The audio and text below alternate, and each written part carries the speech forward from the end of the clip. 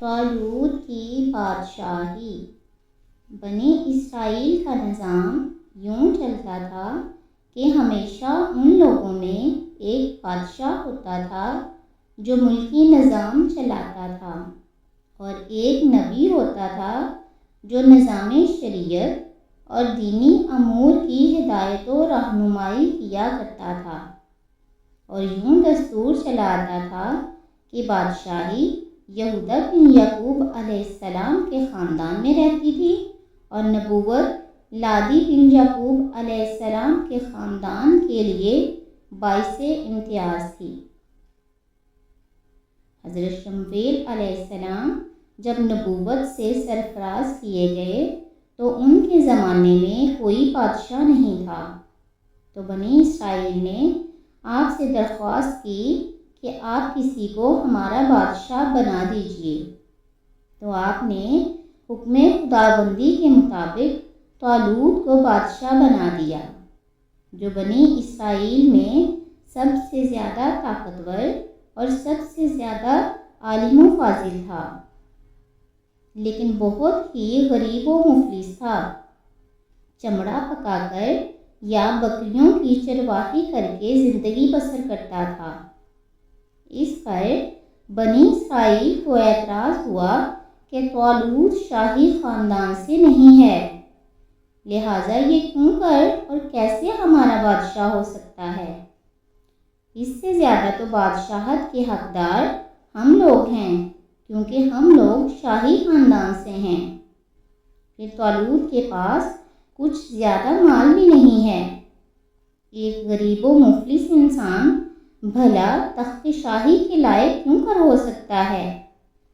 بنی اسرائیل کے ان اعتراضوں کا جواب دیتے ہوئے حضرت شمویل علیہ السلام نے یہ تقریر فرمائی کہ طالوت کو میں نے نہیں بلکہ اللہ تعالیٰ نے بادشاہی کے لیے چن لیا ہے، اور ملک اللہ ہی کا ہے، وہ جس کو چاہے اپنا ملک عطا فرما دے۔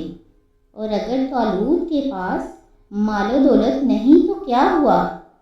دیکھو وہ کتنا طاقتور ہے اور کتنا بڑا صاحب علم ہے، اور سلطنت چلانے کے لیے مال سے زیادہ طاقت اور علم کی ضرورت ہے۔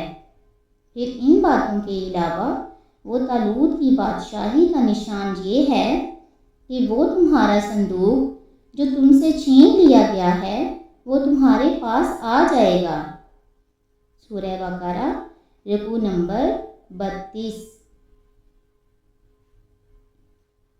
چنانچہ تھوڑی ہی دیر کے بعد 4 فرشتے صندوق لے کر آ گئے، اور صندوق کو حضرت شمویل علیہ السلام کے پاس رکھ دیا۔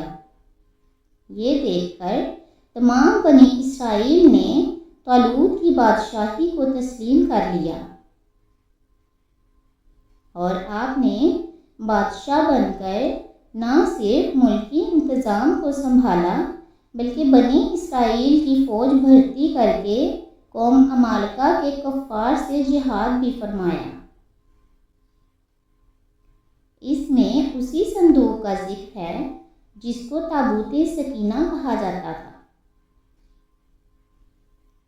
اللہ تعالیٰ نے اس واقعہ کا ذکر قرآن مجید میں فرماتے ہوئے اس طرح ارشاد فرمایا، جس کا ترجمہ یہ ہے، اور ان سے ان کے نبی نے فرمایا کہ بے شک اللہ تعالیٰ نے طالوت کو تمہارا بادشاہ بنا کر بھیجا ہے۔ ان لوگوں نے کہا، ہم پر اس کی بادشاہی کیوں کر ہوگی، حالانکہ ہم اس سے زیادہ بادشاہی کے مستحق ہیں، اور اسے مال کی بھی وسعت نہیں دی گئی۔ آپ نے فرمایا کہ اس کو اللہ نے تم پر بادشاہی کے لیے چن لیا ہے، اور اس کو علم اور جسم میں کشادگی دی ہے، اور اللہ اپنا ملک جس کو چاہے عطا فرما دے، اور اللہ تعالیٰ وسعت والا اور علم والا ہے۔ اور ان بنی اسرائیل نے ان کے نبی نے فرمایا کہ اس کی بادشاہی کی نشانی یہ ہے کہ آ جائے گا تمہارے پاس وہ صندوق جس میں تمہارے رب کی طرف سے دلوں کا چین ہے، اور حضرت موسیٰ و حضرت ہارون علیہ السلام کے ترکہ کی بچی ہوئی چیزیں ہیں جس کو فرشتے اٹھا کر لائیں گے۔ بے شک اس میں تمہارے لیے بہت بڑی نشانی ہے اگر تم ایمان رکھتے ہو۔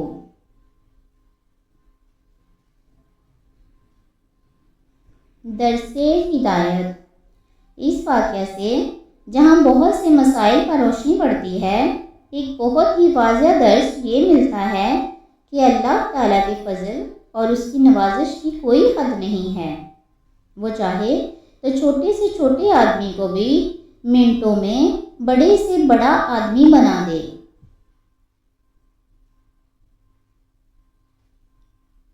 دیکھ لو، حضرت طالوت علیہ السلام ایک بہت ہی کم درجے کے آدمی تھے اور اتنے مفلس تھے کہ وہ چمڑے کو دباغت دے کر اپنی روزی حاصل کیا کرتے تھے یا بکریاں چرا کر اس کی اجرت سے گزر بسر کرتے تھے، مگر لمحہ بھر میں اللہ تعالیٰ نے انہیں صاحب تخت و تاج بنا کر بادشاہ بنا دیا۔